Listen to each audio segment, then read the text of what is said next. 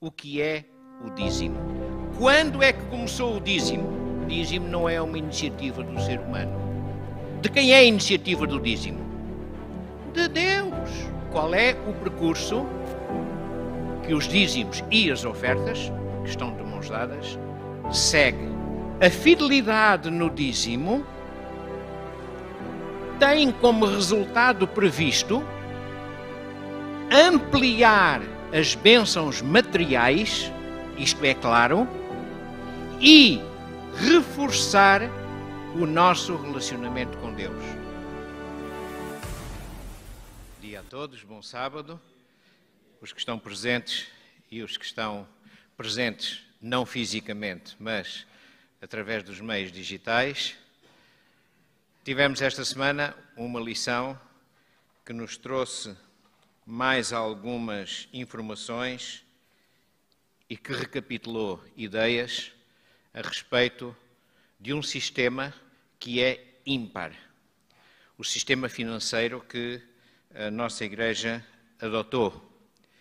E, como sabemos, com fundamento bíblico, o que nos deixa numa segurança enorme, apesar das fragilidades do ser humano, porque o ser humano tem sempre fragilidades. E, por vezes, é necessário tomar medidas para ultrapassar, dentro do possível ao nosso alcance, ao alcance humano, essas fragilidades. Daí haver um conjunto de regras, de normas de segurança para a coleta dos bens materiais e para o seu encaminhamento e para a sua gestão. São aspectos muito importantes. Nós não vamos abordar todos esses aspectos nesta lição, uma vez que o tema está bem definido. No entanto, eu gostaria, antes de nós pegarmos na lição, eu gostaria de dar alguns esclarecimentos em relação a 3 pontos que vêm das lições anteriores. Não vamos, em relação a esses pontos, não vamos abrir a discussão, apenas serão alguns esclarecimentos. A intenção nem é sequer fazer polémica destes pontos e, por isso, os estimados irmãos que veicularam estas ideias sintam que estamos todos juntos e que não estamos aqui a competir nem com ideias, nem com opções. Uma vez que este assunto é um assunto devocional e, como tal, resulta da predisposição individual e dos compromissos que individualmente nós assumimos com o nosso Deus. Não temos o direito de, enfim, fazer juízos de valor em relação às opções de cada um. Bom, o primeiro ponto foi um ponto que foi mencionado há algumas semanas atrás e que logo foi dito, e muito bem, que é um assunto que não é ou não deve ocupar o nosso tempo, com o qual nós não devemos gastar tempo. Eu não quero gastar tempo com esse assunto, nem vou fazê-lo, mas gostaria apenas de deixar aqui 2 ou 3 informações a respeito dele. Então, é o seguinte, é a organização familiar no paraíso.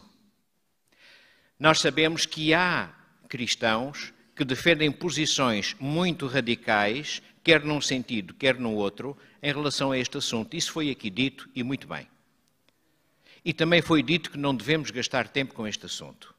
Gostaria apenas de dizer-vos que, se nós quisermos, vamos encontrar argumentos a favor de não haver famílias no reino dos céus, e se quisermos, vamos encontrar argumentos a favor de haver famílias no reino dos céus. Aquilo que nós somos advertidos a fazer é não especularmos com coisas que não estão reveladas. O que está revelado claramente, como também foi dito, é que não vai haver casamentos. Nem se casarão, nem se darão em casamento. Mas não está dito que os casados não vão estar juntos na pátria celestial. Isso não está dito. Portanto, nós não devemos afirmar nem negar esta possibilidade. Também está dito que os salvos, e há várias citações da Sra. White em relação a esse aspecto, irão encontrar e reconhecer os seus familiares, não é? O que é um motivo de esperança para nós. Vamos poder reconhecer e encontrar. E a Sra. White vai um bocadinho mais longe e diz que os salvos passearão pelas avenidas da cidade celestial acompanhados dos seus familiares. Portanto, isto já nos dá aqui um ânimo interessante. Finalmente, mais um toque que tem que ver com uma visão que a Sra. White teve, em que ela viu os anjos de Deus trazerem as crianças às suas mães. Aquelas crianças que eram crianças, ou que serão crianças, quando Jesus voltar. Provavelmente aquelas crianças que morreram, ainda crianças, não sabemos. Mas os anjos encarregar-se-ão de as entregar às suas mães. Ok. Mais do que isto, meus estimados, é especulação. Isto nós sabemos. Isto está esclarecido. Mais do que isso, somos convidados a não ir mais longe, porque não foi revelado. E até vos digo, para quê ir mais longe? Será que daí nos vem uma maior esperança ou uma pior esperança? Não vale a pena. Aquilo que o olho não viu e o ouvido não ouviu é o que Deus tem preparado para cada um de nós. Por isso não vamos ficar aqui, agora não vai haver famílias no céu e tal. Ou então, não, vai haver, porque foi Deus que criou a família, sim senhor. E até a criou antes do pecado entrar. Mas não são argumentos que nós consigamos esclarecer mais, porque o esclarecimento terminou aqui. O segundo ponto tem de ver com uma afirmação que nós fazemos muito frequentemente, e que tem a sua cota parte de verdadeira, e que é a seguinte: filho único. É um termo que nós usamos e aplicamos ao Filho de Deus. Já agora, alguém quer dizer qual é o nome do Filho de Deus? Jesus Cristo é o Salvador. É uma função. E Emmanuel é Deus entre nós, Deus conosco. É uma função. Qual é o nome do Filho de Deus? Sim, é Deus Filho, mas ele tem um nome. Nós encontramos isso na profecia. Miguel, exatamente. Miguel. Ora, Miguel, o que é que significa? O que é que significa o nome Miguel? Aquele que é como Deus. Muito bem. Ok. Então, já estamos mais próximos. O que distingue a condição de Miguel em relação a outra condição? E já vamos ver qual é. Se nós dizemos que Miguel é o filho único de Deus, nós estamos a auto-excluir-nos. Há vários textos bíblicos que falam do ser humano que aceita os compromissos com Deus, que passam a ser considerados seus filhos. Então, qual é a diferença entre nós e Miguel? Esta é a pergunta que se põe. Há uma diferença, claramente. Muito bem, muito obrigado.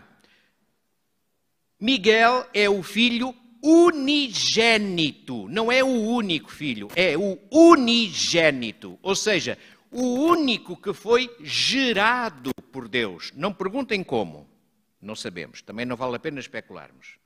Mas a verdade é que Miguel foi, ou é melhor dizer assim, Miguel é o filho unigênito. Em João 3,16, o que é que nós lemos? Deus amou o mundo de tal maneira que lhe deu quem? O seu Filho único. Há traduções que dizem Filho único, mas não é. É o Filho unigênito, o único que foi gerado por Deus. E é aqui que está a diferença em relação a todos os outros filhos de Deus, que há muitos outros filhos de Deus. É que nós não fomos gerados, fomos criados. E adotados, no caso do ser humano. E adotados porque, ao permitirmos o pecado, nós perdemos o direito. Mas Deus concedeu-nos, pela graça de Jesus, concedeu-nos o direito de readquirir essa capacidade. Aliás, reparem que Abraão, quando Deus dialogou com ele a respeito de Isaque e do sacrifício de Isaque, a tradução que nós utilizamos mais comumente também diz o teu filho, o teu único filho. E, na verdade, Isaque não foi o único filho de Abraão. Nem era na época deste diálogo. Nem foi o primeiro, exatamente. Ele foi o único filho de Sara, que nós saibamos. Mas não o único filho de Abraão. Quando Isaque apareceu, já existia quem? Ismael. Exatamente. Já existia Ismael. E depois nós encontramos, em relação a uma outra esposa de Abraão, nós encontramos pelo menos 6 filhos, de nome Quetura. 6 filhos. E na genealogia de Abraão nós encontramos a descrição dos filhos da sua esposa e os filhos das suas concubinas. Isto são termos bíblicos. Ou seja, Isaque não é o único filho. Mas o termo único aqui é utilizado não para definir uma quantidade. E neste sentido nós podemos pensar que cada um de nós é o filho único de Deus. Nas palmas das minhas mãos te tenho gravado. Vocês são para mim como a menina do olho. Não conhecem estas figuras? O que é que significa este filho único? É o filho mais importante. Cada um de nós é o filho mais importante aos olhos de Deus. E isto é uma esperança extraordinária. Bom, o terceiro ponto, e volto a dizer, não desejo com isto nem fazer qualquer crítica, nem levantar polémicas, mas este relaciona-se já um pouco mais com o tema da lição de hoje. E tem que ver com o dízimo do tempo. Eu gostaria apenas de que nós considerássemos isto. Quanto tempo é que nós temos? Bom, podemos dizer que temos 24 horas por dia. Muito bem. O dízimo desse tempo, quanto tempo é? São 2 horas e 24 minutos. Se quiserem fazer as contas. Dividindo as 24 horas por 10, nós temos 2 horas e 24 minutos. Ao fim da semana, quanto é que soma estas 2 horas e 24 minutos? Também fiz as contas e não precisam de estar agora preocupados porque não é muito fácil fazer a conta assim de cabeça, uma vez que temos horas e minutos e, portanto, é preciso fazermos aqui a conversão. Dá 16 horas e 48 minutos. Se nos fosse pedido o dízimo do tempo, nós deveríamos a Deus 16 horas e 48 minutos por semana. Ora, o que Deus nos pede, o que é? É um dia por semana. O sábado tem 24 horas. Ainda nos pede mais. Ainda nos pede que estudemos a sua palavra, que oremos, que meditemos, que cantemos e que façamos serviço em favor dos necessitados. Tudo isto é tempo para Deus. Ou seja, em termos de tempo, se aplicarmos a regra do dízimo do tempo, nós estamos a roubar a Deus. Porque Ele espera de nós muito mais do que simplesmente 10% do tempo que temos ao nosso dispor. Pronto, são ideias que ficam e que certamente iremos aprofundar no futuro, mas que nos podem ajudar a olhar para este assunto de uma forma esclarecida e inteligente. Bom, a lição desta semana traz-nos aqui o tema do dízimo e chama-lhe, a este tema, chama-lhe um contrato, o contrato do dízimo. Os contratos têm pelo menos duas partes e têm depois um conjunto de cláusulas. O texto que resume este contrato é o texto do verso áureo, que está em Malaquias, capítulo 3, versículo 10. Eu gostaria de convidar alguém na sala a fazer o favor de ler este texto de forma clara e pausada. Quem quiser fazê-lo, por favor, manifeste-se. Muito bem, se faz favor. Tenha a bondade. Trazei todos os dízimos à casa do Senhor, para que haja mantimento na minha casa. E depois fazei prova de mim, diz o Senhor dos Exércitos. Se eu não vos abrir as janelas do céu e não derramar sobre vós uma bênção tal que dela vos advenha a maior abastança. Muito obrigado. Nós temos aqui os termos do contrato. E eu permitia-me agora acrescentar alguma coisa. Não é um contrato qualquer. Este contrato é um plano. É um plano especial. E agora, será que este plano obedece às regras do planeamento, às regras da planificação ou do planejamento, como dizem os nossos irmãos brasileiros? Será que este plano de Deus obedece a esses critérios? Vamos ver. Em primeiro lugar, respondam-me a uma pergunta, se faz favor. O que é o dízimo? Estão a pensar, está a brincar connosco.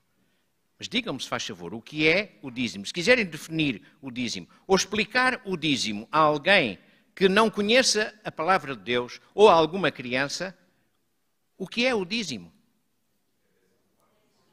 É a 10ª parte dos bens materiais que nós recebemos. A 10ª parte. Ou seja, 10%. Isto é o dízimo. Dízimo é dízimo. É limitado. É isto. Nem mais, nem menos. É isto. Dízimo, 10%. Muito bem. Segunda pergunta. Quando é que começou o dízimo? Quando é que começou o princípio do dízimo? Como? No tempo de Abraão. Mais ideias? Quem falou em Abraão, aliás, ainda era Abrão, quem falou em Abrão acertou no sentido de que ele adotou o dízimo. Mas o princípio já existia. Nós não encontramos nenhum texto bíblico que diga, pronto, a partir de hoje começa o dízimo. Mas se lermos aquilo que Ellen White escreveu acerca do dízimo, está disponível na internet, se quiserem, um documento que tem perto de 40 páginas e que, aliás, perto de 30 páginas, e que resume uma série de citações de Ellen White sobre o assunto, sobre o dízimo, e, inclusivamente, o parecer de alguns que conviveram com ela e sabem como é que ela encarava esse assunto e mais, como é que ela praticou o assunto dos dízimos. Encontram isto no site do Centro White. Se quiserem, na versão brasileira está em português. Eu tive o cuidado de imprimir para poder mostrar-vos E o grande autor, houve mais pessoas que colaboraram, mas o grande autor é alguém que nós já conhecemos de umas lições da Escola Sabatina aqui há uns trimestres atrás. Ángel Manuel Rodrigues, que é de um país da América do Sul. É um teólogo adventista e que é diretor associado do Instituto de Pesquisa Bíblica da Conferência Geral. Bom, aqui nós encontramos várias indicações no sentido de que Ellen White defendeu claramente que o princípio do dízimo vem desde Adão. Não podemos dizer que é desde o Éden, mas sim desde Adão. Ela tem esta luz e partilhou-a naquilo que escreveu sobre o assunto. Portanto, o princípio do dízimo nem é dos judeus, porque Abraão não era judeu, descenderam dele os judeus, mas os judeus são uma parte da descendência de Abraão. Abraão não era judeu e quando ele tomou esta decisão, não foi por sua iniciativa própria. Meus estimados, o dízimo não é uma iniciativa do ser humano. De quem é a iniciativa do dízimo? De Deus, claramente. É uma iniciativa divina. Portanto, não vamos reduzir as coisas àquilo que elas não são. Muito bem. Agora vamos ver porque é que eu considero que este contrato do dízimo é um plano. E eu diria mais, um plano perfeito, porque foi estabelecido por Deus, Deus é perfeito, e é abrangente, porque abrange muitos aspectos da nossa vida. E todos os seres humanos que quiserem aderir a este plano. Em primeiro lugar, um plano correto tem um objetivo. Qual é o objetivo deste plano? Tudo isto está neste versículo 10 do capítulo 3 de Malaquias. Qual é o objetivo deste plano? O que é que diz? Diz alto, se faz favor. Muito obrigado. Lá em casa não ouviram, mas eu vou repetir.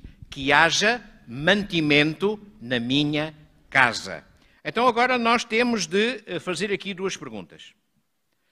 A primeira é, onde é a casa de Deus?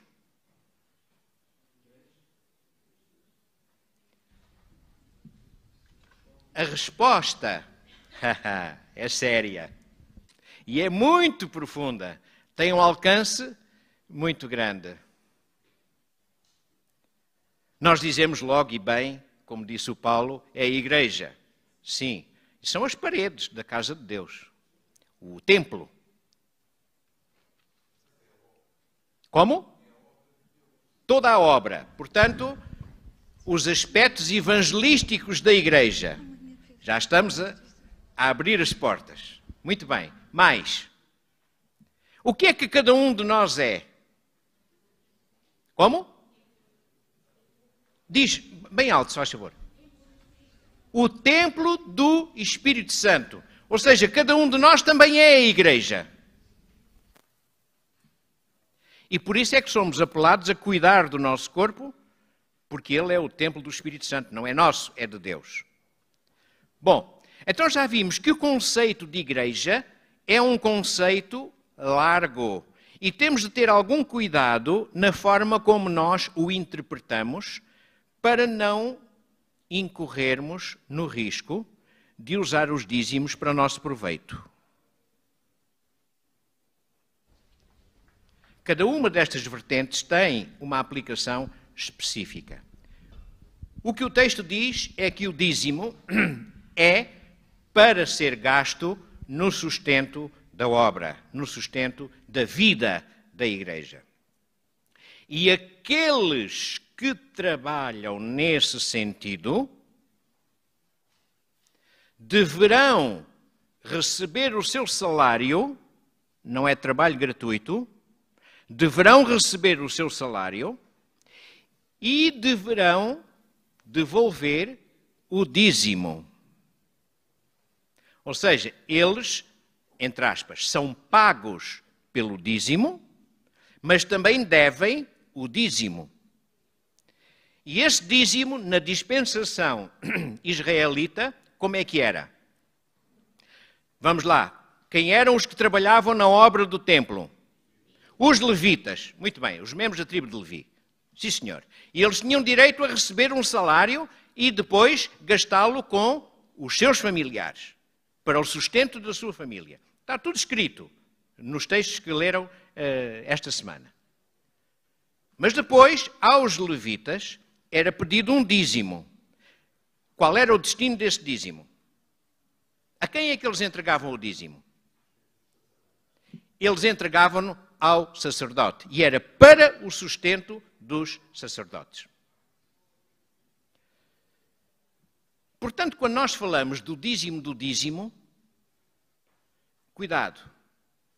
O dízimo do dízimo era o que os levitas entregavam ao sumo sacerdote para ser distribuído pelos sacerdotes para o seu sustento.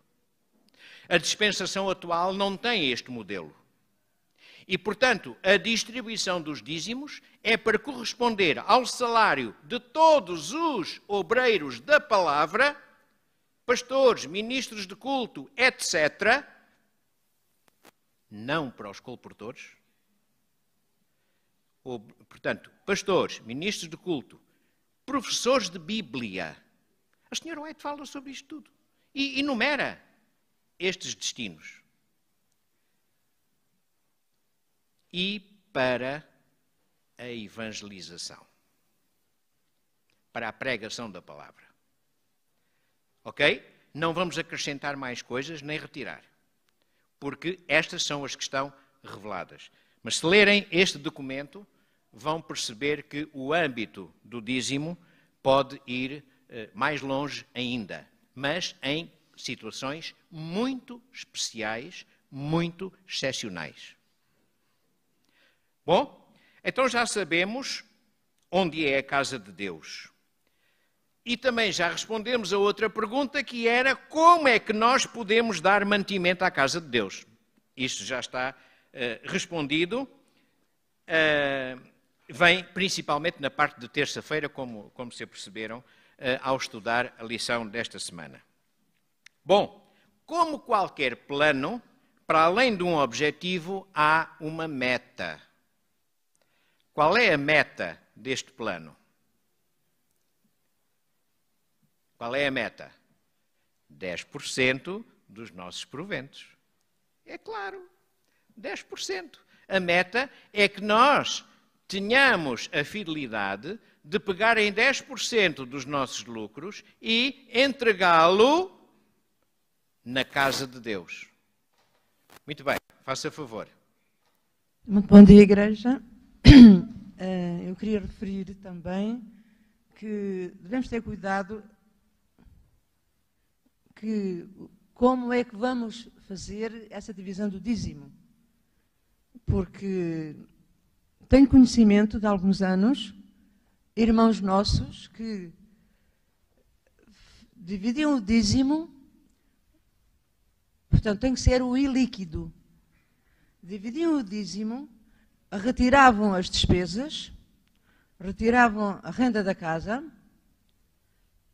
o colégio dos filhos e as necessidades básicas.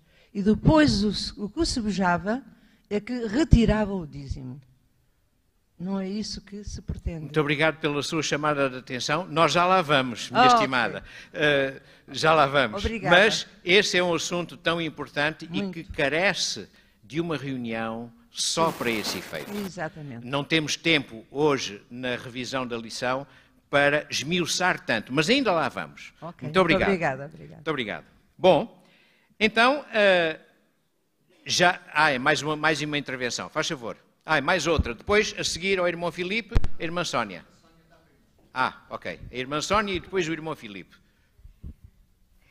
Só aqui para um esclarecimento, nós não somos congregacionalistas, ou seja, um obreiro que tem uma igreja de 200 membros recebe o mesmo que um obreiro que tiver uma igreja de 30 membros. Porque senão tínhamos obreiros que iam prover do dízimo das igrejas grandes nós temos um sistema equitativo. Okay, sei? Portanto, mesmo missionários vão para uma zona onde não há pessoas dizimistas, o nosso sistema proporciona que haja dízimos que possam prover o sustento desse obreiro, desse missionário. E o nosso, sabemos de outras congregações que não é assim. Portanto, qualquer obreiro, quer esteja numa comunidade muito grande ou numa igreja mais pequena, recebe o mesmo salário, o mesmo Muito bem, provento. muito obrigado. Também já vamos a esse assunto, não nesta vertente, mas já vamos falar do circuito, vamos lá, do percurso deste dinheiro. Irmão Filipe Valente.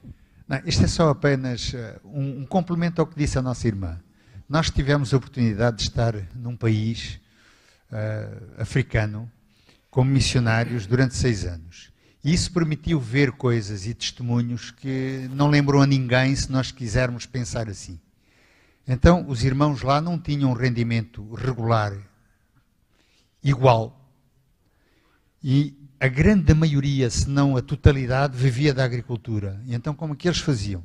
Tinham um determinado território, os nossos irmãos adventistas, dividiam em 10 partes e 1/10 do terreno que era deles era cultivado da mesma forma como cultivavam os outros e daí retiravam tudo para dar a Deus.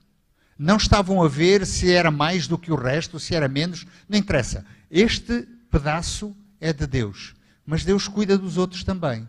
E o que era interessante é que todos os outros, os vizinhos não adventistas, perguntavam, mas porquê que nós não temos tanto como tu tens? Qual é a diferença? E eles diziam... Também já lá vamos. Pois, a 10ª parte é de Deus. Isto quer dizer, o dízimo tem que vir da pessoa por influência do Espírito.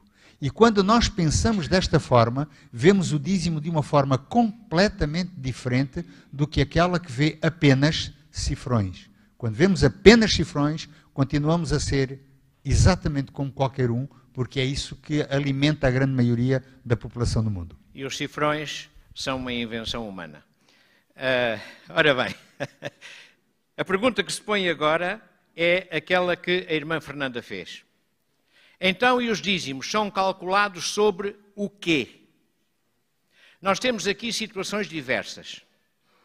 Temos os trabalhadores rurais, digamos os empresários, temos os empresários individuais e temos os empresários estruturados, coletivos.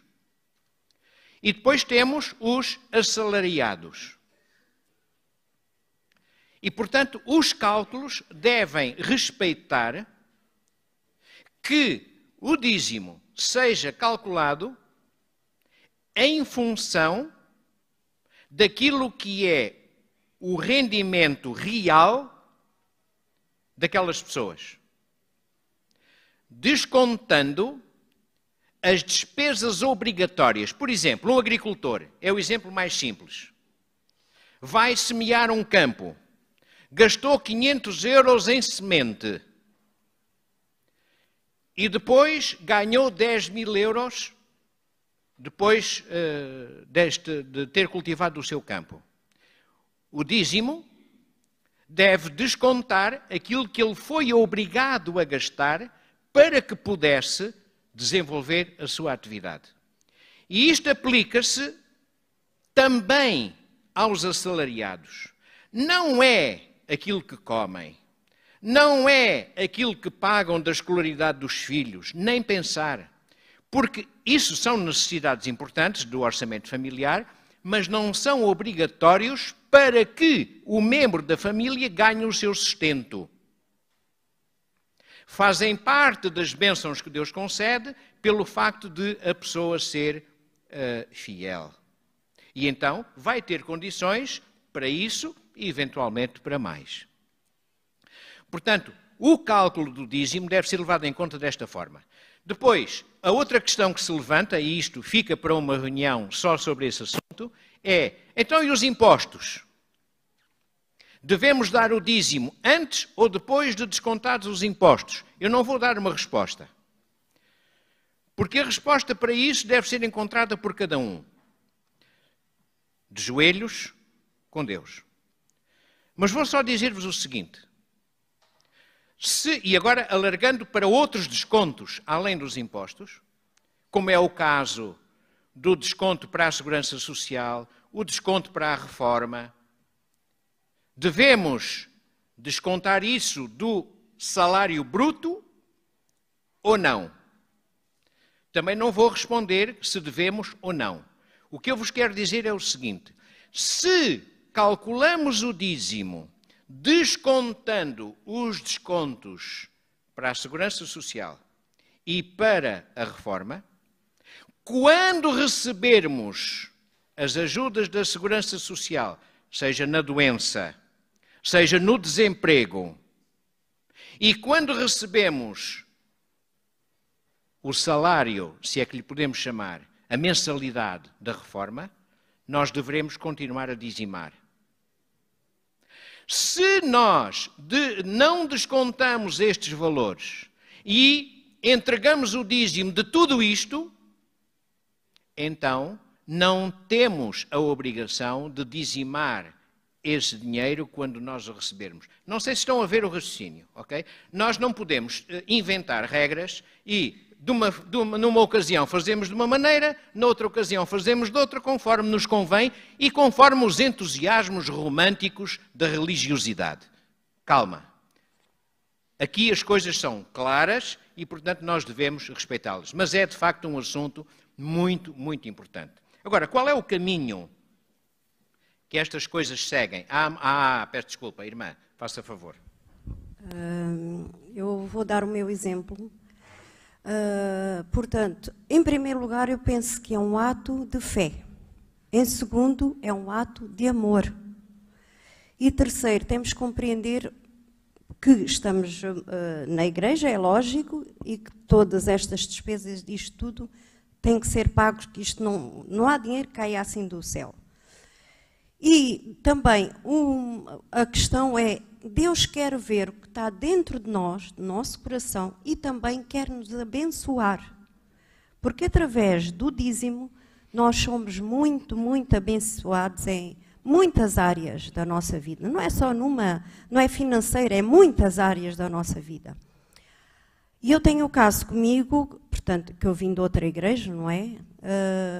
Onde éramos 4 pessoas adultas, todas desempregadas, todas, uma jovem também, e por causa do dízimo e por causa de 2 moedas que eu só tinha naquela altura, dar à igreja, portanto, nessa altura havia um grupo familiar lá na minha casa, nesse mesmo mês, Deus fez com que 5 pessoas começassem todas a trabalhar. Portanto, quer dizer, nós limitamos muito Deus. Deus é um Deus ilimitado. Não conseguimos...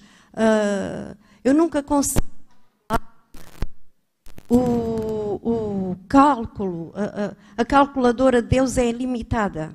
E, portanto, eu tenho tantas provas. Porque, é assim, eu via os gastos excessivos dos pastores, naquela altura, mas eu olhava e dizia assim, eu não conheço Malaquias. Malaquias foi um profeta. Então, eu sempre darei o dízimo e sempre dei o dízimo com fidelidade, portanto, e Deus honra aqueles que honram. Muito obrigado, irmã.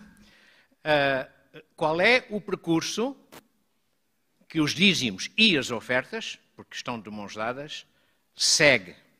Qual é o percurso? Se nós vimos à igreja, o apelo que nos é feito é entregá-lo na igreja. Se vivemos num lugar onde não há igreja, hoje em dia, meus estimados, não há desculpa nenhuma. É muito fácil, a 10.000 quilómetros de distância, nós produzirmos um crédito a favor da instituição para a qual nós queremos contribuir. Portanto, hoje não há dificuldades, graças a Deus. E, portanto, podemos fazer transferências, há tantos meios. Ou então fazemos como aquela irmã que a irmã Lisete partilhou connosco a semana passada. Não tinha outros meios. E ela guardou num esconderijo até que teve oportunidade. Até que teve oportunidade. Sim, o esconderijo era no templo. Não é? E ainda tem esse significado adicional. Bom, portanto, entregamos à igreja. E agora, o que é que acontece? Nós aqui em Setúbal temos a irmã Custódia, a irmã Célia e temos o corpo de diaconato. No fim do culto, vão ali para aquele gabinete e fazem a contagem dos dízimos e das ofertas. Fazem a contagem. Depois, não pode ser só uma pessoa a fazer a contagem. Estão a perceber porquê, não é? Para que o processo seja transparente. E para que não possa haver suspeitas de que alguém quer tirar algum benefício direto destas verbas. Eu já dou a palavra, só um bocadinho. A seguir, este dinheiro é depositado no banco depois de ser emitido um recibo. E até há pouco tempo atrás, este recibo era arquivado nos livros da tesouraria e eram sujeitos a um teste, a uma fiscalização periódica, uma auditoria. Agora, há mais um passo. Aparentemente é um passo que nos entristece, ou que nos... afinal não confiam em mim. E que é o seguinte, depois de emitido este recibo, o diácono ou a diaconisa que fizeram a contagem têm de confirmar que aquele valor está correto. E sabem quem é a primeira pessoa a ser beneficiada disto? No caso concreto é a irmã Custódia. A partir do momento em que alguém assinou, em como o recibo está de acordo com a contagem que tinha sido feita, a irmã Custódia está totalmente protegida e ninguém pode levantar um dedo. Isto tornou-se necessário porque houve alguns problemas. Não aqui na igreja de Setúbal, mas houve alguns problemas. E, portanto, havia ali uma espécie de uma fragilidade que desta forma fica compensada. Claro, ninguém nos garante que daqui a 6 meses não se descubra outra fragilidade. E então vai ser necessário tomar medidas. Estas medidas são sempre incómodas e fazem-nos sentir desconfortáveis, mas depois de nós as encararmos e de as percebermos, nós vamos poder descontrair e perceber que, afinal de contas, há um benefício para toda a causa de Deus ao levar estas coisas avante. Bom, depois este dinheiro, então, chega à União. Vamos só acabar o circuito. Chega à União, no nosso caso, há lugares onde é as associações ou as federações, enfim, à União.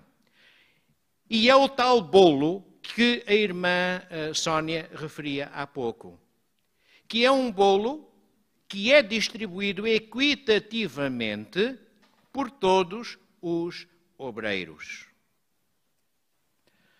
Portanto, não há a tentação de os pastores só quererem uma igreja grande porque dá muitos dízimos, ou uma igreja pequena, mas com gente rica, e, portanto, também dá muitos dízimos, e eles podem ser mais ricos. Já vai, temos 3 pessoas para falar. Permitam-me só que acabe o raciocínio, está bem? Ok, portanto, nós encontramos aqui um circuito. E este circuito, em todas as etapas, é transparente, tanto nos dízimos como nas ofertas. Existem fiscalizações periódicas, quer internas, quer externas, a vários níveis. E é com essas fiscalizações que se detectam alguns erros, como aconteceu há alguns meses atrás no nosso país. Esses erros são detectados e devem ser tomadas medidas para que sejam evitáveis. Qualquer igreja no universo português está muito longe deste sistema, mas muito longe. Porque este é um sistema absolutamente transparente e seguro. Bom, vamos então agora dar a ocasião. Há 3 pessoas que manifestaram vontade de falar. Mais uma, 4. Peço-vos para serem muito breves. Como diaconisa, quando eu vou lá atrás, eu não sei qual é o valor do dízimo. Há 2 formas de contribuir, o dízimo e a oferta. Nós apenas fazemos a contagem das ofertas e o número de envelopes. Muito bem, muito bem. Mais. Quem foi a seguir? O irmão Marco. Bom dia. Em tempos fui bancário e o Emanuel muito bem disse que temos que adotar estas regras, portanto, para transparência, e não temos que ter qualquer pejo em ser assim. Porque eu, quando trabalhei na banca, sujeitei-me a regras para verificação, não é que as pessoas não confiassem uns nos outros. É assim que a coisa se faz. Não é nada. Para a segurança do próprio funcionário. Para toda a gente. O circuito funciona assim. E nós não somos diferentes, somos pecadores como toda a gente. Muito bem. A isenção vai-se mostrando ao longo do tempo. É assim que a coisa funciona. Em relação à questão dos vencimentos, igrejas com 200 membros, outros com 30, podíamos ser levados a aplicar o princípio da justiça, que em termos de justiça humana era errado. Mas o mérito para Deus não é igual ao mérito para os homens. A função que ambos estão a desenvolver é uma função única, colocar cidadãos no reino dos céus. Essa é a função e, portanto, isso tem um valor. Muito obrigado. Havia aqui o pastor Rogério Fernandes. Só para dizer que eu seria realmente um homem feliz se vivesse dos dízimos da igreja de Setúbal. Então, e não és feliz assim como estás? Sou certamente feliz, não é? Olha que a Sónia vai ficar um bocadinho magoada. Não, só para dizer que na proporção, quando eu fui, por exemplo, para os Açores, tinha uma igreja de 12 membros. Eu tinha o mesmo salário, a mesma... na proporção, na altura não tinha, porque também era mais novo, claro. E há uma progressão até se atingir, portanto,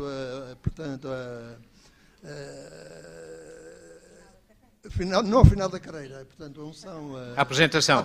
Não a apresentação, até ser... A gente começa a ganhar... o topo da carreira. Ser consagrado, era o termo, não é? Ok. Mas importa salientar que o nosso campo missionário também paga o seu dízimo, paga o dízimo à divisão. E a divisão vai pagar na Conferência Geral. Portanto, há esta escala de valores em que toda a gente, todas as organizações são dizimistas umas das outras até chegar ao topo. Muito bem. Muito obrigado. Ali o nosso irmão pediu para intervir. Daqui a pouco a direção da Escola Sabatina vai me mandar calar, obrigado. Mas já estamos a chegar ao fim. Tenha vontade. Para dizer duas coisas relativamente curtas. Uma, está aqui presente a pessoa que o comunicou, o Paulo Sérgio, que está agora... O Paulo Sérgio uma vez disse que em encontro, penso que não estou enganado, em encontro com outros líderes de igreja, os demais diziam... não compreendiam como é que uma igreja tão pequena em número tinha tantas instituições e eram tão visíveis o trabalho que faziam. E, de facto, os dízimos e ofertas, o sistema que temos montado, consegue transcender em muito aquilo que é expectável. O outro aspecto é aquilo que foi dito, realmente temos um sistema muito bom e verificável em termos do percurso dos dízimos e das ofertas. Mas, de facto, o engenho humano é sempre grande.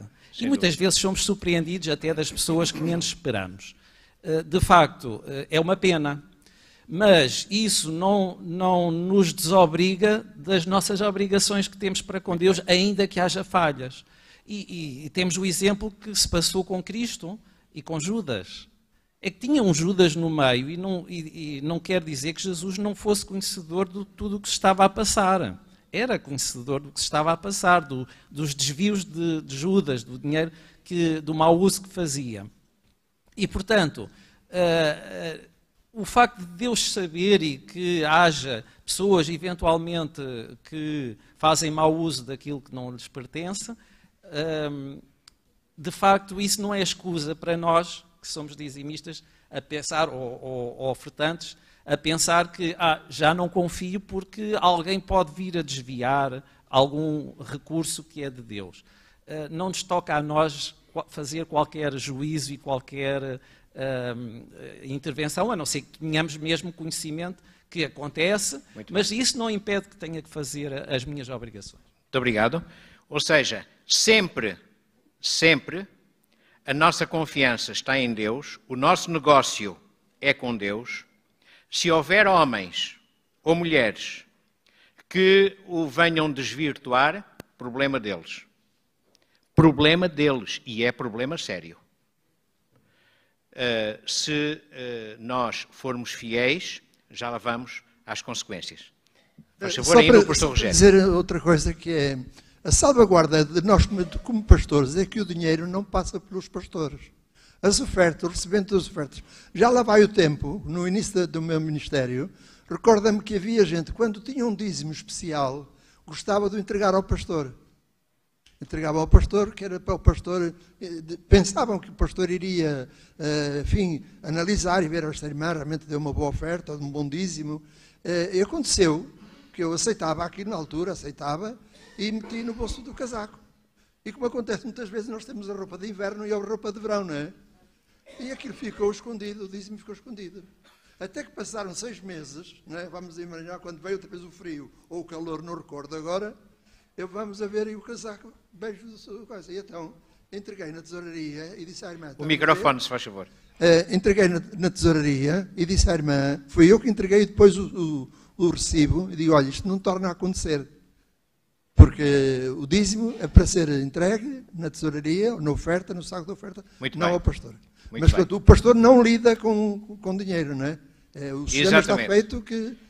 Por isso o circuito é um leigo, não é pastor, não é? No culto de sábado, e os que não podem estar fisicamente podem fazê-lo por transferência, enfim, por outros métodos. Ok.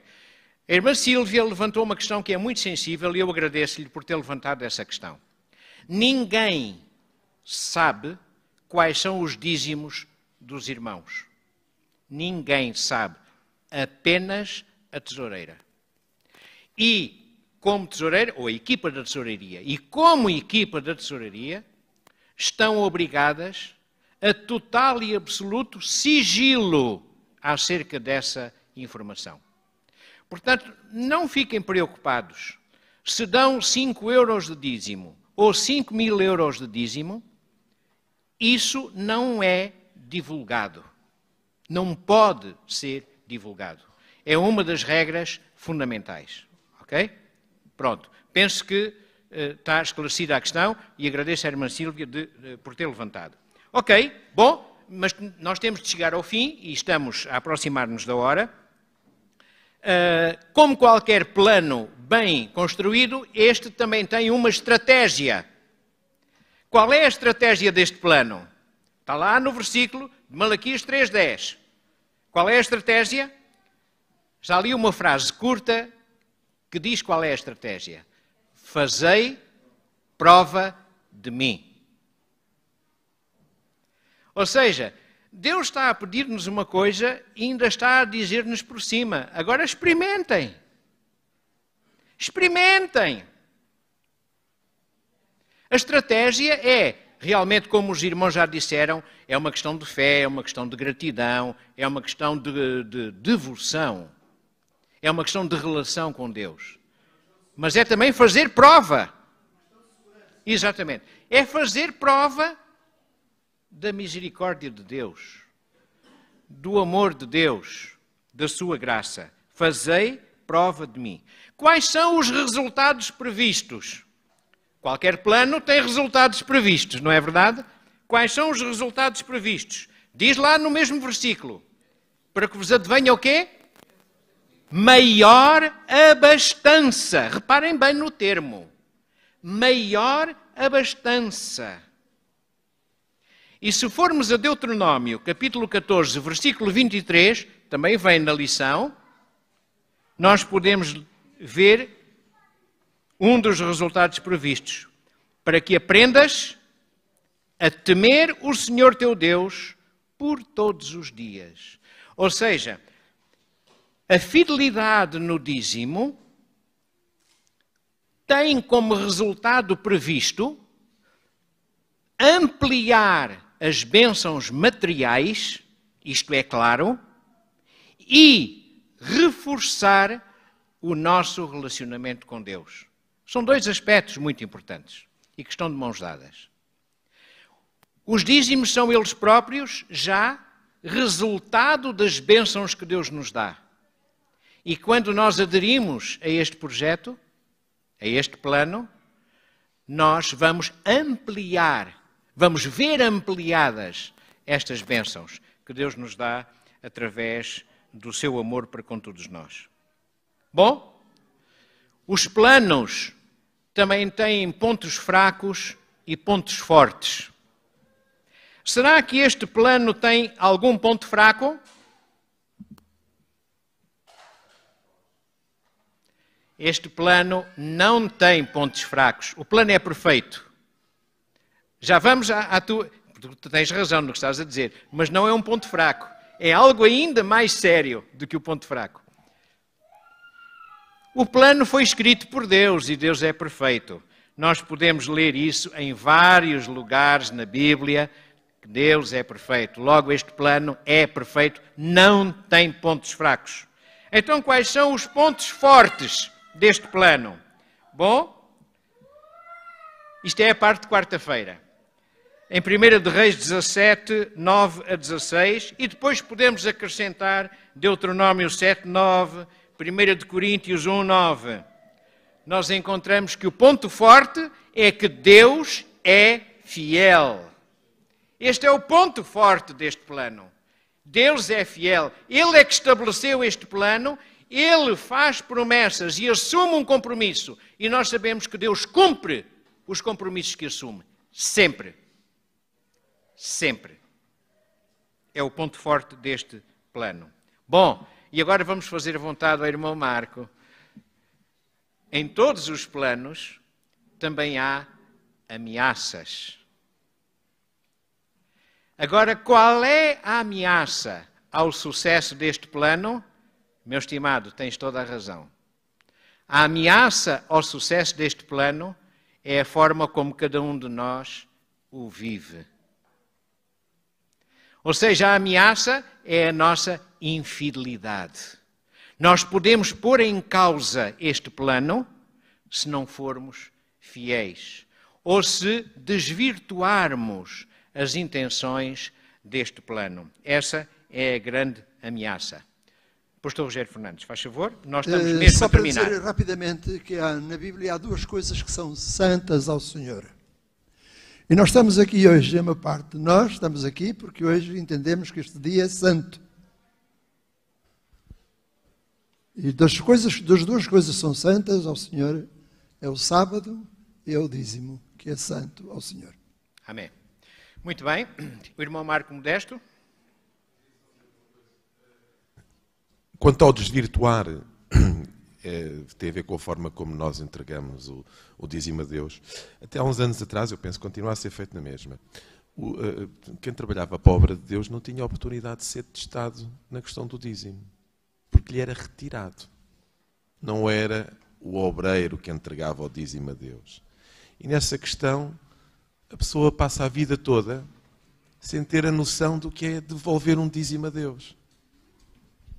Muito obrigado. Esta é uma questão, não está propriamente no âmbito desta lição, mas vou só dizer-vos uma coisa. Como alguns de vós sabeis, eu sou filho de pastor. E, portanto, quando o meu pai recebia o vencimento, o salário, já vinha dizimado, como tu dizes, e muito bem, e continua a ser a mesma norma. Todavia, a partir de uma certa idade, o meu pai pegava numa pequena importância e entregava-me essa importância. As pessoas chamam-lhe mesada. Aquilo era mais uma semanada que uma mesada. E era um valor pequeno, porque o orçamento da família não era espaçoso. Era bastante limitado. Mas eu recebia.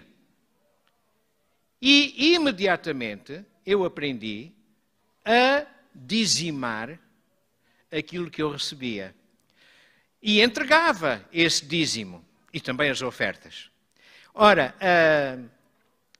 esta noção é uma noção que pode ser passada à família e aos membros da igreja, mesmo não tendo tido escolha em aceitar ou não descontar o dízimo e de que forma o descontar. E, portanto, é o salto positivo desta medida.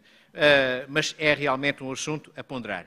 Meus irmãos, vamos terminar E eu gostaria de considerar aqui algumas conclusões que são conceitos explícitos da lição desta semana. É um tema tão interessante e tão profundo e ao mesmo tempo tão importante no nosso relacionamento com Deus, que merece mais tempo do que apenas os 45 minutos da lição. Mas vamos ver quais são os conceitos explícitos. Primeiro, 10% dos lucros materiais. Ponto final.